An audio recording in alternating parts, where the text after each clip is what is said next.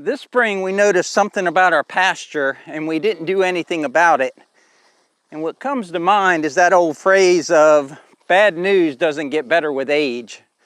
Let me show you what we're talking about. So this is the pasture of Piney Grove. But this pasture is a functional pasture, and what we did was we took soil samples after we cleared it and we saw what the land needed. So we came in here and we limed it and we planted what's called Bahia grass. And it's a common grass here in Florida that grows in our climate and in our soil environment. And we put out what's called Riata Bahia, which is a special Florida variant of Bahia grass. I think Bahia came from Argentina, and most people know the Pensacola variety, but we actually went with I believe it was University of Florida developed this Riata Bahia.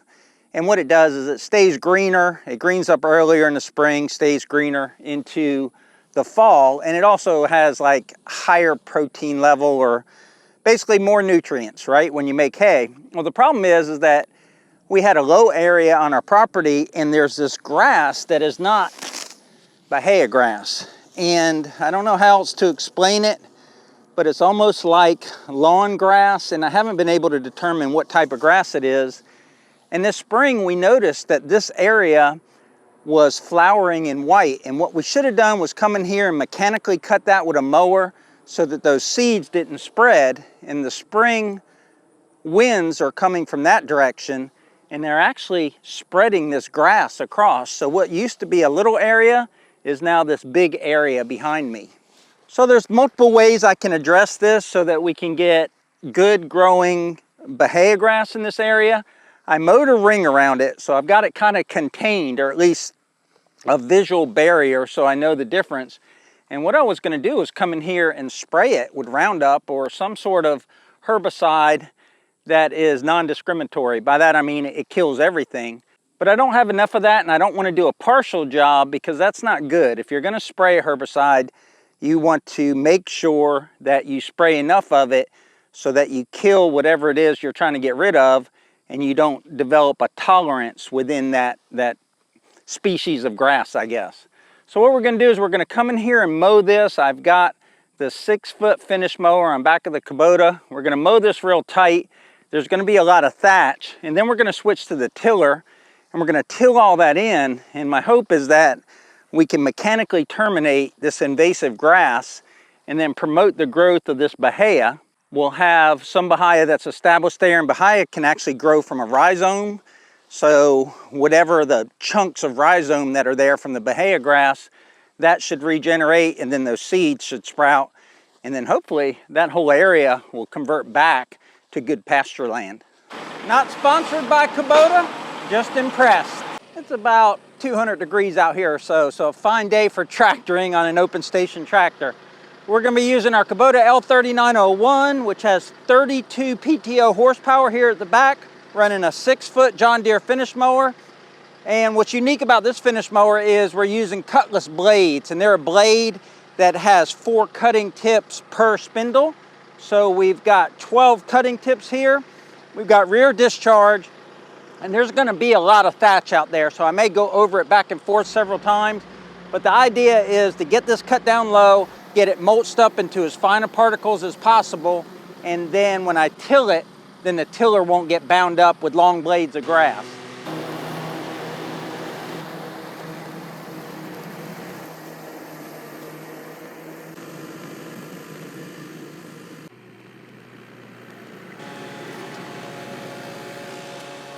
That went as well as I could have expected.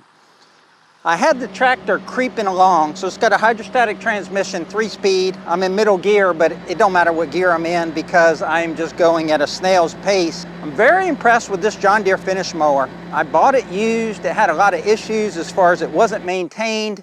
The gearbox was completely filled with water, or at least a water-oil mix where it hadn't been maintained. The blades were shot. I'm still running the original belt.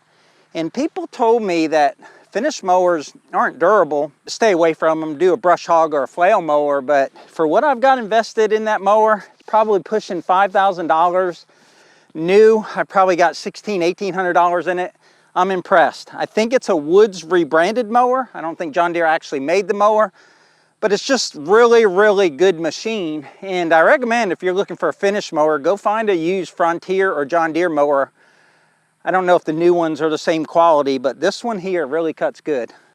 There is just tons and tons of thatch, and those Cutlass blades are just really chewing it up into just really fine particles. So I was watching as it was discharging, and that's another thing about a finish mower. It discharges out the rear, so there's not a lot of clumping. There's probably a good solid one of those big 5x5 bales of hay would have came out of here, but all the particles are small.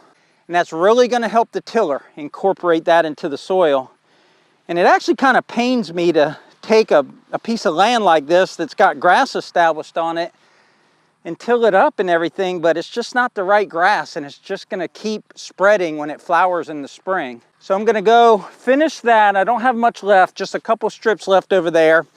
And then I think I'm going to go back and forth across this just to chop it up some more. And then I'm going to switch to the tiller and get this job done. Oh, I guess the last step is I'm going to take some old hay that we have from last year that's just full of seeds and spread it out over top of here. I don't know if I'm going to till that in or not. That's going to be a game time decision. Woo, doggy, it is just so hot and steamy out here. But I got this double cut, and what I found was, as I was going along with the finish mower, that the front of the finish mower was like plowing up all of the cut grass, and then it was a big clump, and I went over it with the finish mower and it almost stalled out the tractor. So I just took the 3-point hitch and raised it a little bit. So instead of the finish mower sitting level like that, I raised the front of it so it would go over top of the grass, and then the back end was pointed down, and that just worked great. So if you're ever in a clumpy situation with a finish mower, just raise up your 3-point hitch a little, and it still lets it rear discharge. Got the 5-foot tiller on back of the Kubota. This ground is fairly packed. It hasn't been tilled in a long time. So I'm just going to drop it as low as possible and then just go slow. Just creep across here, make a couple passes, see what it looks like, and then if I have to double till, I'll till it again. Having all this thatch chopped up in really small pieces means that it's not going to bind up the tiller, or at least that's my hope. I went over the whole field at least twice, some places 3 times. I got most of the clumps out, but I found that after 6 years of working this land after it was cleared, that there's still stumps out here. And there's just a couple, but this was all pine trees, and this is what's called fat lighter. And it is a piece of pine that's totally soaked with sap, and it's crystallized, and it will never rot. So it's just sitting out here. I was surprised to see anything like this after 6 years. I would have thought everything was rotten. I got as level as I could. It's got so much thatch, so much root material, so much just organic matter there on the top, and that's going to help the soil no matter whether or not this Bahia grass comes up the way I want it to. I talk about our poor soil all the time, and out there it's just really sandy. If I went out there, I could, get a handful of dirt and it would just come out of my hand like an hourglass. But you can see what it's done to these tines. It's really, worn them down. All that sand and the little pebbles out there has worn them down. But you'll notice there's no wrapping around the axle of long grass because those Cutlass blades really chopped up that thatch really good. But I've got it tilled as good as it needs to be tilled. I'm going to go grab some old bales of hay. I don't think I have nearly enough to go across here, but to put it in the areas where I know that invasive grass was really thick, and then we're just going to watch it after that. As a minimum, if nothing else happened because of today, we have incorporated a lot of organic matter into the soil. But if it don't start to establish, we've got a good head start on it next year, and then March time frame we can come in here, throw a whole bunch of seed out here and just till it, and it should be fine. Well guys, we got a Miss Piney Grove sighting. She saw that I was doing some manual labor and came out here to help me. But I'm gonna use the Summit with the grapple and just kind of lay some bales around the edges. I don't want to drive over this and pack it. So what we're gonna do is spread the grass, spread the seeds, and this is just one little piece, and hopefully the camera picks it up. But that is just loaded with seeds right there, that stem. I'm gonna go get her some more grass and give her a mic. Oh. She can tell you about this area and how it spread from that invasive grass. This is from our hay from last year, You can tell them why, you know, why there's so many mistakes, because we were learning that new baler. So in him telling you what I'm going to tell you, he kind of told you, didn't he? So last year was our first year baling and cutting and raking our own hay, thanks to our friend Greg, who loaned us all this equipment unsolicited. He's so awesome. He literally just said, hey, you guys want to borrow my hay equipment to bale hay and make videos? Like, well, heck yeah. So there's a learning curve, right? We'd never done it. We'd never used that equipment. Brad did it as a child, but obviously it was different equipment. This bale is one of the oopsie bales, that we'll call it, and it's not wrapped correctly. Now, we have probably 8 to 10 oopsie bales. See, look at that. Oops. Hence oopsie bale. We gave all the hay that we got to Greg, and again, he didn't ask for it. He was just being kind and offering us the equipment, but we were happy to give him all the hay for his horses. We kept a little bit for ourselves for this purpose, and we certainly kept all the ones that didn't bale correctly. Brad can figure out anything, so he figured it out. We ended up with like 100 bales, which was awesome, which was more than we thought out of our little 5 or 6 acres. We have this because this invasive grass just took over. It just, like literally, it seemed like one day we came out here and it was fine, and the next day there was this weird grass, and then within 2 weeks it took over this huge spot and a couple of spots throughout the property. So it's a good time to go ahead and get rid of it now. Well, I say good time. Not a good time temperature-wise, but good time since we're in between projects right now, and it smells really good. It's a year old. I'm kind of surprised at how good it still smells. I don't have my farm critters yet. How long does hay smell good? It's not molded. It's been kept under cover and dry. Like Brad showed you, it's got a lot of seeds. If you're a horse, I say it smells edible. I'm not eating it though. I don't know how thick I'm supposed to do this. I think I'm probably doing it too thick and too slow. So I guess, hopefully, all the seeds in this hay reseed this with the bahia, and the invasive grass stays gone, because it was a weird, fluffy grass. If you know what that grass was, let us know.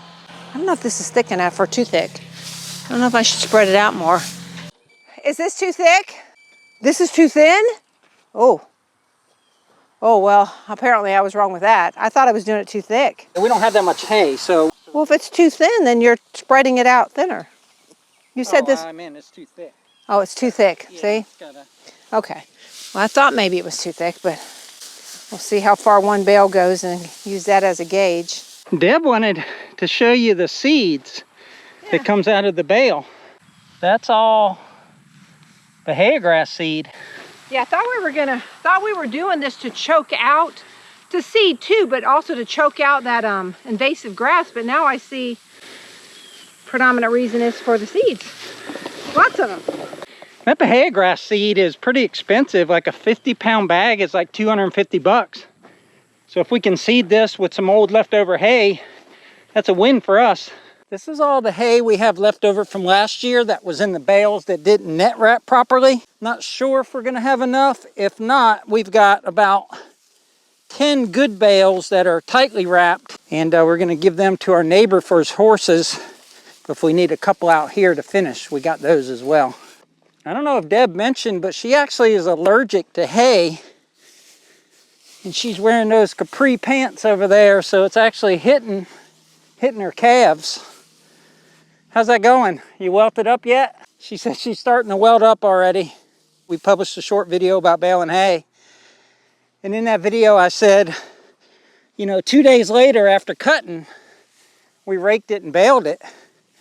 And there was a lot of people that said, you got to be careful, that'll burn your barn down. And I thought, like, you know, what the heck are they talking about? But they're exactly right. If you don't dry it properly and your hay goes through what's called a heat, I guess that mold and bacteria or whatever mold, I guess, will create high temperatures, and it'll internally or instantaneously combust. It'll get hot enough to start a fire, and many barns have been burned down from hay that wasn't dried properly. So I would come out here and stick my hands in the hay in the barn and check it. Make sure it wasn't heating up. This Piney Grove is melting. The sun is no joke in Florida, folks. So when you're feeling bad, when you're a content creator, you put a mic on the person that's feeling bad.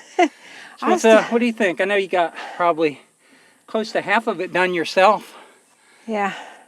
You're about worn out. Well, I'm not so much tired as there's no shade, there's no breeze. The heat index is triple digits. I just got to feeling nauseous, so I thought I'd probably better get in the shade. There's water right there. Drink some but water. You're almost out, so we need to go get more. And to go get more water is a really long trek. Yeah, it's not that far. We could drive to the house, but if you want to, take the tractor and go. Summit, we're sorry if the tractor doesn't come back. It'll come back with water.